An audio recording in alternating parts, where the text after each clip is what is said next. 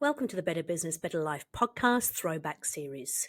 My name is Debra Chantry-Taylor and I'm the host of the podcast. I'm a certified EOS Implementer, a family business advisor and a business owner myself. And I developed this podcast to help bring you tips and tools to help you create a better business and create a better life. For the next 5 episodes though, we're revisiting some of the most inspiring, thought-provoking conversations from our archives. These episodes are packed with wisdom, practical advice, and stories to help you create a business that delivers better results and a better life. So whether you're hearing them for the first time or enjoying a refresher, each one offers timeless insights to help you on your journey. Let's dive into this week's throwback episode. We're closing out the throwback series this week with episode 168, where Scott Rusnak returns to discuss building a business legacy. In this episode, Scott explores what it takes to create something meaningful that outlives you, leaving an impact for generations to come.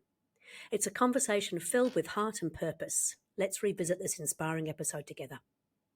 Welcome to another episode of Better Business, Better Life. I'm your host, Debra Chantry-Taylor, and I'm passionate about helping entrepreneurs live their ideal lives by creating better businesses.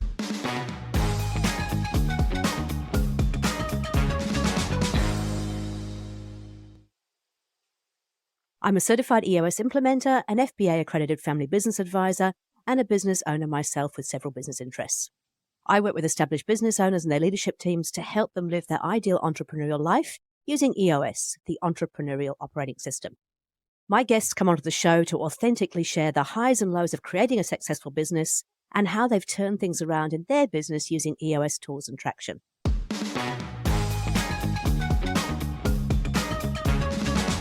But really within the book, I want people to take hold of the lessons that I had to go through and the things I've learned as a coach so that they can really become the architect of their life. And it's not just like building a building or building a life to say I've done it. Within that, I want them to think about where they live, where they're working, where they're playing, what they're doing, and is what they're doing really fulfilling their purpose? And to go to Simon Sinek terms, what is their why? Why are they doing it? And when people can get a hold of their where, what are they doing it, why are they doing it, they seem to have this magic formula that will propel them to success. And I always say the universe conspires for those that compartmentalize those three things.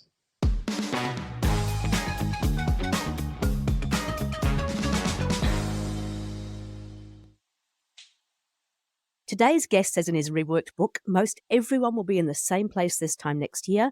Make sure it isn't you. He is a world-class athlete competing at an international level as a cyclist. He's built and successfully exited several world-class technology companies competing with the likes of Apple, and he's the author of the Entrepreneur's Field Guide. Today, he's going to share with us how you can design your life before someone else does, along with real-life stories from his own journey and the many businesses he has worked with over the last 35 years.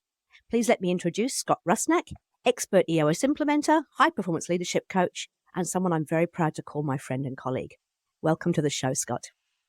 Deborah, it's always an honor to be on your show. And one of our core values at EOS is humbly confident. I used to own a couple software companies, but I can't update my browser on my laptop. And we're worlds apart, and we made this happen. So I'm absolutely thrilled to be on your show. Thank you for inviting me.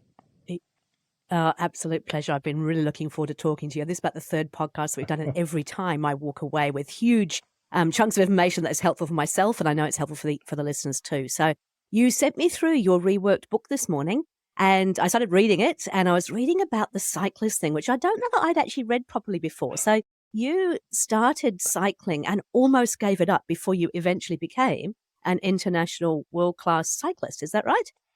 I had an epiphany that was caused by a ego-driven activity at a young age. I was racing my bicycle to race my bicycle. And I want business owners who are listening or watching this podcast to think about it. Are you just in business just to run your business?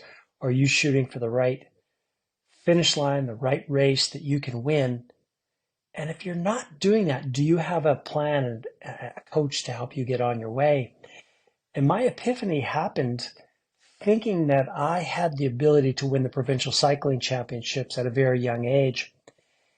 And I think I got 5th or 6th place in that race. And then the esteemed national team coach came and tapped me on the shoulder and asked me when I was going to just stop racing my bike to race my bike and really put together a plan to win the races I was most suited for. First of all, I was honored that he even knew my name. And I was even more honored when he took me under his wing and said, let's build you a plan to help you get everything you want. And the crazy part, Debra, is he allowed me to get there. I never made the Olympics, didn't win any world championships. But what he taught me became almost the foundational elements of what you and I now teach within EOS. And that really comes Tell us back. more about that. Yeah. And that really comes back to the fact that if you don't have a plan that has got actionable elements within it, you're not going to get what you want. And within EOS, we call that the VTO, the Vision Traction Organizer. And in cycling days, we used to call it the MAP, which Coach Des lovingly called my accountability plan. So there's lots of tie-ins to athletes and entrepreneurs. Fantastic. Okay, so you took on board that advice and you did really well in the sort of cycling industry. But tell us a little bit about how did you get to be, because you've had a couple of really successful businesses. You've exited them and now you've worked with, I'm guessing it must be, I don't know how many, hundreds of businesses, I'm guessing, is it? Yeah, I think so. Thousands of entrepreneurs and hundreds of businesses for sure. Yeah. So how did you get into that journey? Interesting thing, I was introduced to the tools within the EOS toolbox and the book Traction. It helped me exit those businesses. And going through that journey, our coach made it quite obvious to me that, Rusnak, you are a way better coach than you are an entrepreneurial leader. Whether it was CEO, chief revenue officer, whatever it was, it's like, you're good at that, but you're much better at motivating and putting the structure in place to help those you surround yourself get what they want from their lives. And it was about 15 years ago when I made the pivot to becoming a coach. And it's been a wonderful, wonderful journey. Absolutely. And I know that you, I've been following you on sort of the social media and our Slack channel and seeing some of the amazing things that you're doing with your businesses, which is just great. So the title of your book, The Entrepreneur's Field Guide, it's like design your life before somebody else does. What is that all about? What do you mean by that? I almost wish I could change the title. And the book came out 5 or 6 years ago. Amazon won't let me. I don't want to let go of those 5-star reviews. But really within the book, I want people to take hold of the lessons that I had to go through and the things I've learned as a coach so that they can really become the architect of their life. And it's not just like building a building or building a life to say I've done it. Within that, I want them to think about where they live, where they're working, where they're playing, what they're doing, and is what they're doing really fulfilling their purpose? And to go to Simon Sinek terms, what is their why? Why are they doing it? And when people can get a hold of their where, what are they doing it, why are they doing it, they seem to have this magic formula that will propel them to success. And I always say the universe conspires for those that compartmentalize those 3 things. I have to say, I completely agree. And I think it's also really important because, businesses don't always grow on a beautiful, that lovely S-curve that they show as the hockey stick. They don't always grow like that. But if you're really clear about why you're doing it and who you're doing it for and what you want out of it, then, and where you're doing it, then you can always tie back into that and it can help get through those tough times and make decisions to move forward towards that. I love the fact that you said the word hockey stick. Everyone thinks they're going to have this amazing growth. And I was a hockey player growing up in Canada, and the hockey stick can actually cause a lot of harm if you're always shooting for it. These are not my teeth. But we can spin that back to business. Do you need to be bloodied on the ice achieving what you want? That's the how mentality.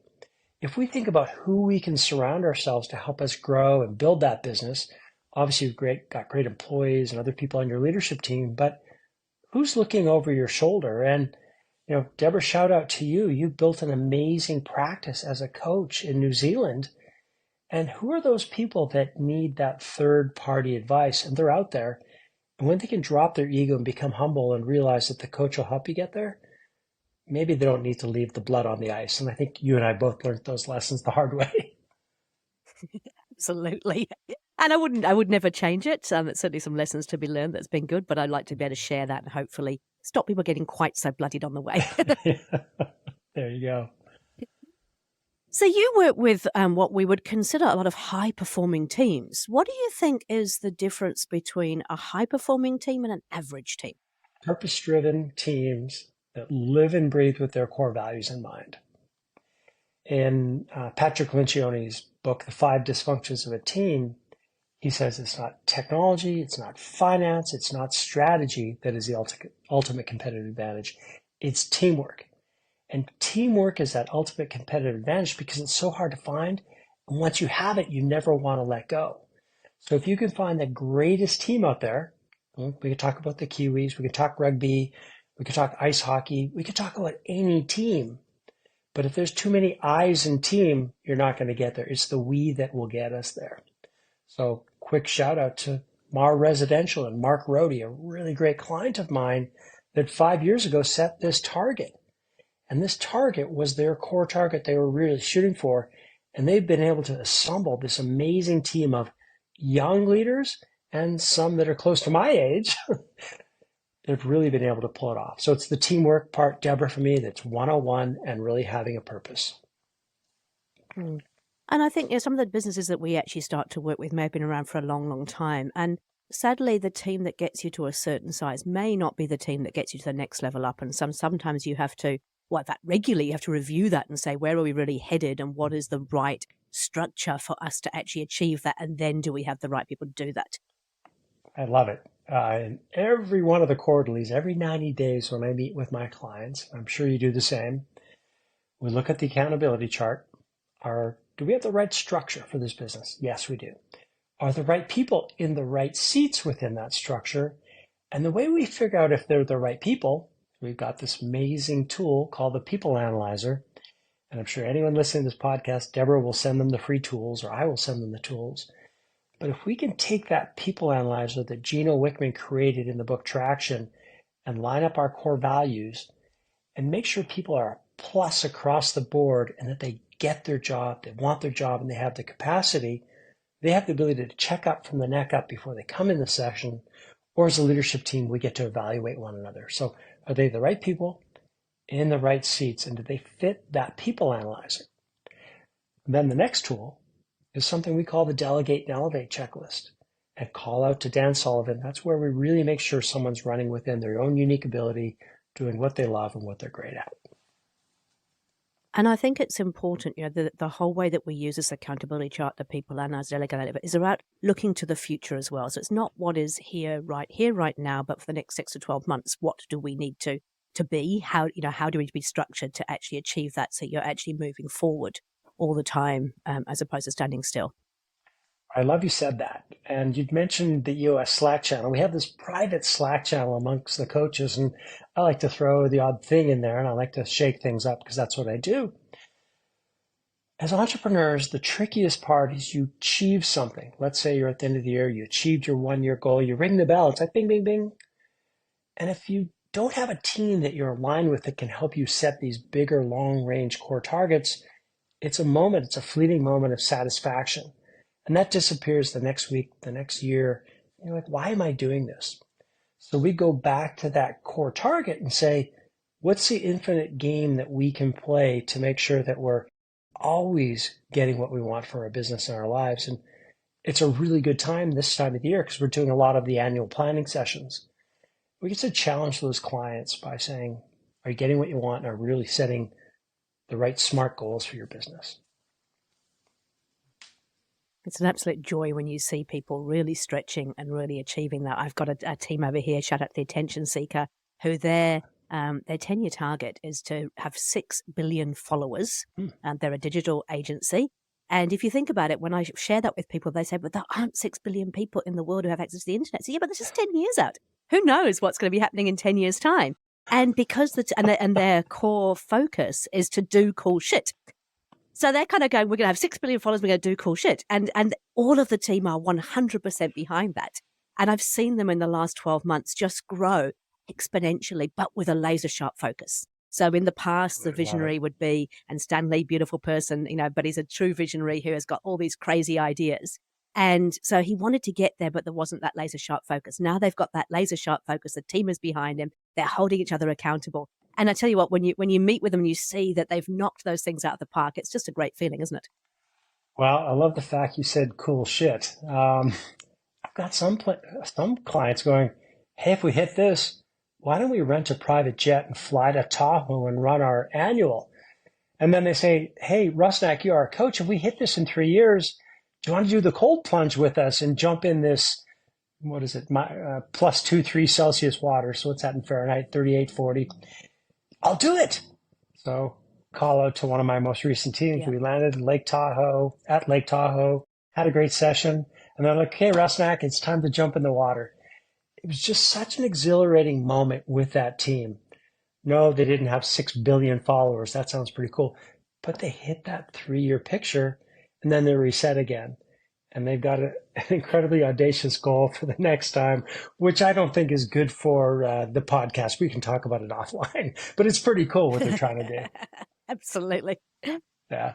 And I saw the picture of you in the plane, so that really kind of motivated and inspired me as well. I want to push my teams to actually really have exciting annual planning sessions and have those kind of rewards for when you achieve, because it's all about celebrating the wins, celebrating the successes, and then using that to propel yourself forward, isn't it? Yeah. When I start with teams in the journey, I ask them to envision what success looks like in 1 and 3 years. And then I also say to them, in this journey, would you rather be celebrating this achievement with an area with amazing vistas and opportunities to get off site and gel as a team?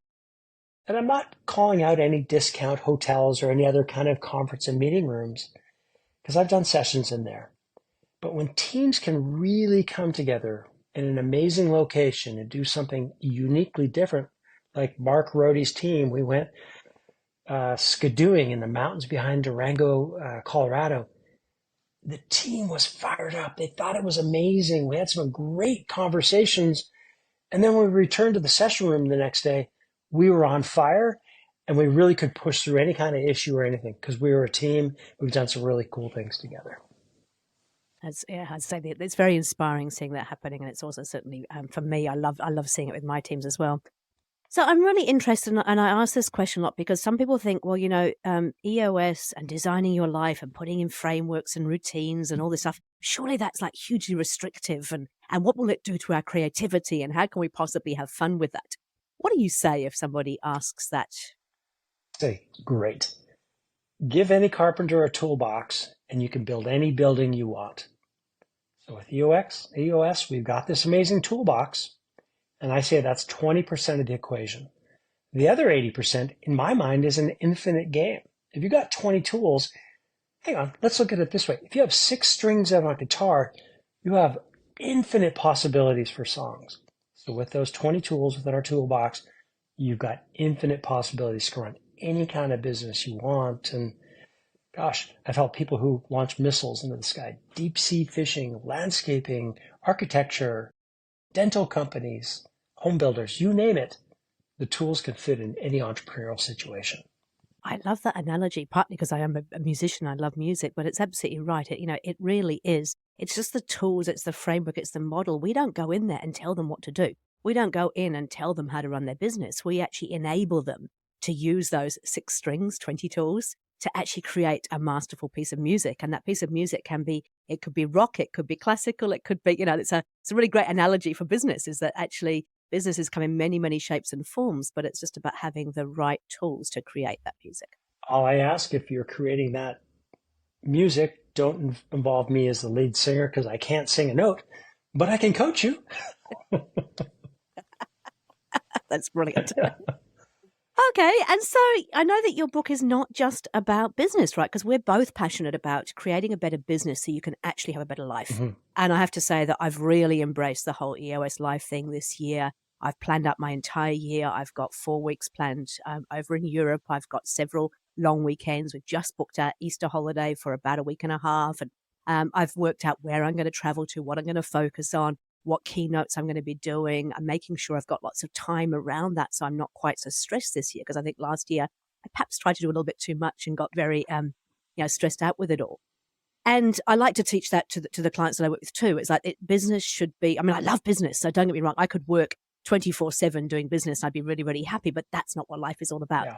So I like to, talk to them about how do you actually create the best business so that you can then have time to do the other things that you're really passionate about.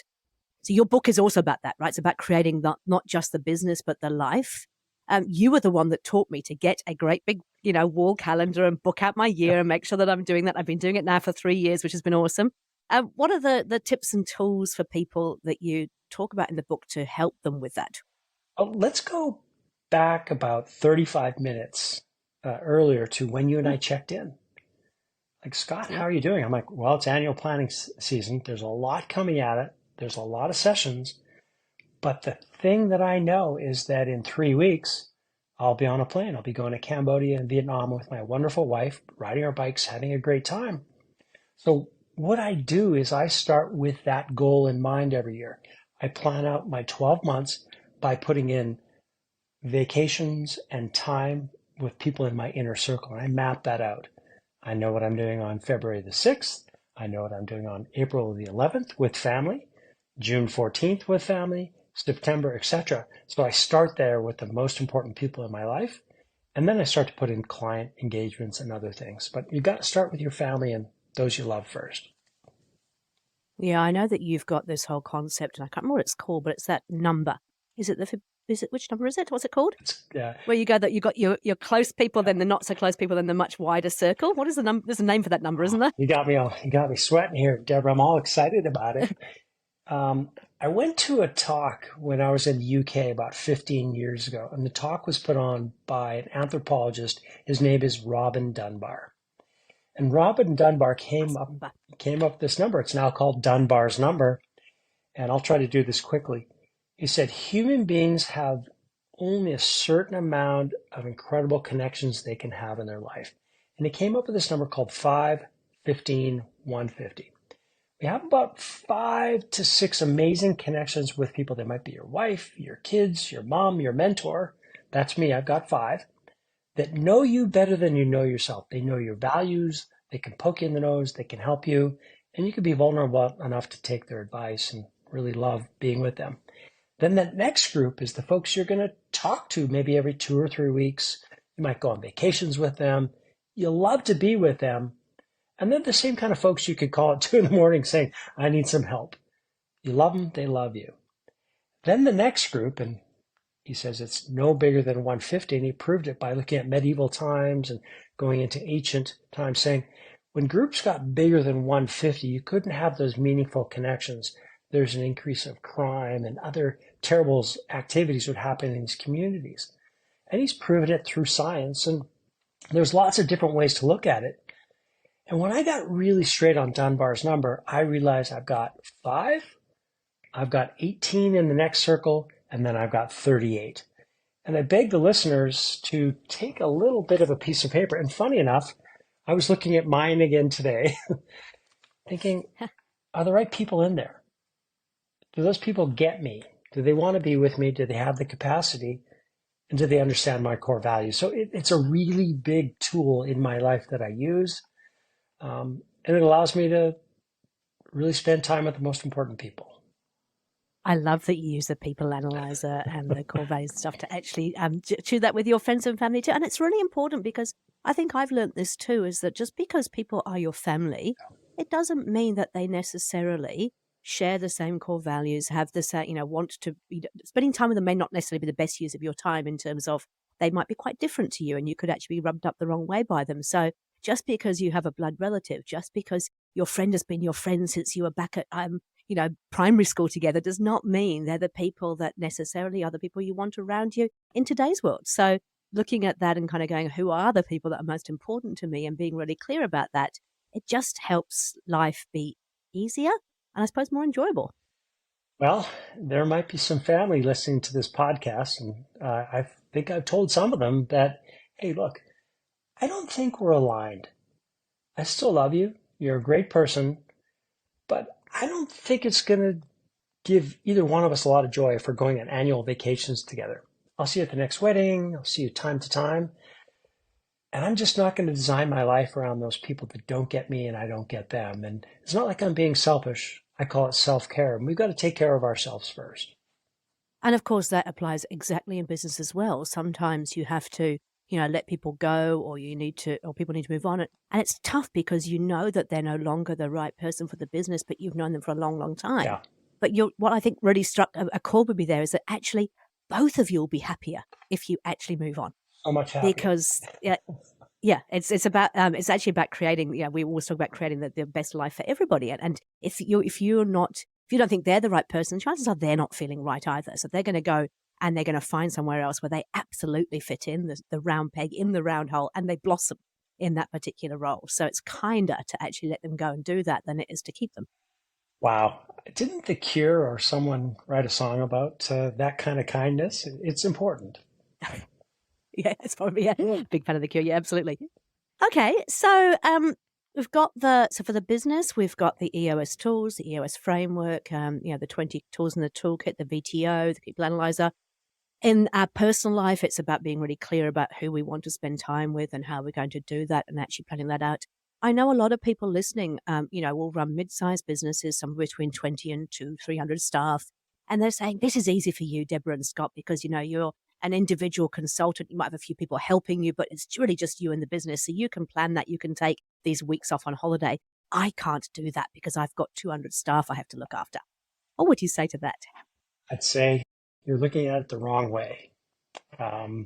Much like these glasses allow me to see you better, I need them to think about a different lens they're going to put in their mind. And the mindset that they've got to occupy has got to be a growth mindset going, who's going to take care of these things? And so many business owners, and shout out to Dan Sullivan again, don't think about how you're going to do it. Think about who's going to help you get there. So we set up that delegate and elevate checklist. We set up the accountability chart. Let those people take care of it. And you've got to let go of the vine. And I tell all of my clients they've got to take at least 7 days at minimum every quarter and just walk away from the business. It might not be consecutive, but you got to step away and see what happens. Let your mind clear, because when you come back, you're going to be that much more fascinated. People are going to be revived, and you're going to see how great your staff is, and your business will probably go on a nice trajectory. It is true, isn't it? Because sometimes when you're so busy kind of being in the business, your lens can get, let's call it, a bit blurry or a bit foggy. And so you're not seeing it as clearly. And then, of course, every little thing will then irritate you, annoy you, and you can find yourself being triggered by some of the most ridiculous things. But taking that time out, allowing, I always say, the glass of water with the sand, allowing the sand to settle at the bottom, allow that glasses to clear, will just give you a very, very different way of looking at things. Debra, I'm going to go to a skiing analogy.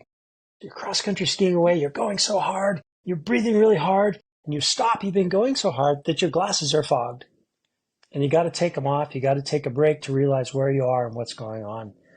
So many business owners, they're just working so hard, their glasses are fogged, they're going straight ahead, and they don't take time to look around and see what's really going on. So I beg of everyone to listen to this podcast, if you don't get anything out of it, take off your glasses, take a break, put a different lens on, and see where you're at, because you're going to get so much more clarity. Again, great advice there. I'm thinking about the thing. I actually just took 3 weeks off to go to Bali myself, and I have to say I took no screens with me. I did have a phone, but I didn't really check the phone too often. It was just so wonderful to be away from all of that and actually take some time out. And that's when it got me back into, okay, what does this year need to look like? What is important for me? How do I actually plan that? It's really, really helpful. But it's difficult because sometimes you feel like you're on that hamster wheel. So if you feel like you're stuck and you can't get off that hamster wheel, where do you start? Well, what I'd like to do, and my book is not the recipe to have, the perfect life. But if anyone would like a free copy of the book, just reach out to me on my website. I'm just going to send them the PDF. I've got tired of Amazon, and I don't want to get rich by selling a book for $19.99. I want to help people. So there's 2 places to start. I'd be thrilled to help them through the book. The second place I would say to start would be to start listening to your podcast. And Debra, I'm not just saying that because I'm a guest on your cast. There's some incredible material that you offer. You give it all the way. You're one of my favorite people within the EOS community. So I'd say go to you first, and if they want a free book, I'd be thrilled to give it to them as well. That is absolutely wonderful. Okay, so with the URL for that book, can you just give that to me, please? Gosh. Is it scottrusnak.com? Yeah, that's right. Yeah. I was trying to think of the Amazon details. If they just go to my website and send something, a contact form, I'll make sure that even if they're in New Zealand, gosh, I love New Zealand, we'll make sure we get the book in their hands. If they send me an email, I'll get them the PDF version. Perfect. Okay, cool. I always ask you to share 3 top tips, and you've already given us so much value, but I really want to kind of nail this down. Part of my reason for doing this podcast is just share those stories and have people understand, what's going on, but also what can I do and take away with me so I can actually make a difference from now. What would be your 3 top tips or tools for people listening? I think the first is a mindset tip. And if they can look at life as an infinite game, and this game can be designed with their version of success in mind, they're going to be that much further ahead. And it's not your teacher's version, your mother's version, your dog's version. It's your version. You got to own it. The next one is maybe a little too philosophical for some, but I learned this from a good friend and client. His name is Greg Banner. And he said, Scott, you've got a mandate to influence as a coach. And I've got a mandate to influence as a leader. So as a leader, you've got a mandate to influence. It doesn't mean you need to, sorry, Mr. Putin, you don't have to be the type of autocratic leader that says, here's what we've got to do. You've got a mandate to help people, to influence others around you. And then I think the last part is something that is near and dear to my soul, is use that people analyzer on yourself. Check up from the neck up each and every morning. And our core values are quite simple. I won't list them all and bore everyone to death, but are you humbly confident? Are you doing what you say? Are you doing the right thing? And are you living with purpose? So really check up from the neck up every morning before you step out of bed. And I think if you do that and have a little bit of gratitude for where you've landed, it's going to be a heck of a lot better day. That's great. Okay, so the mindset, so make sure that you're looking at life as an infinite game, and it's your infinite game. Own it. What do you want? Not what does everybody else want. You have got that mandate to influence as a leader. Use it to actually help your people and lead, and then use that people analyzer on yourself to check up from the neck up every morning whilst I actually do a gratitude journal, and I journal every morning, and I'm going to add that to my little list of things that I might do as well, just check in and make sure I'm living the way that I want to be living. I love it. Scott, pleasure as always. I can't wait to see you in person soon, but in the meantime, thank you so much for taking the time. I know you're busy. I really, really appreciate it. I hope you have an amazing trip in Vietnam and Cambodia, and I look forward to hearing all about it when you get back. Debra, it's always an honor, and you are definitely one of my favorite coaches in this community. And if you're listening to this and you haven't spoken with Debra, I urge you to have a conversation with her. That is really very kind. I really appreciate that. Thank you. You're welcome. Thanks, Scott.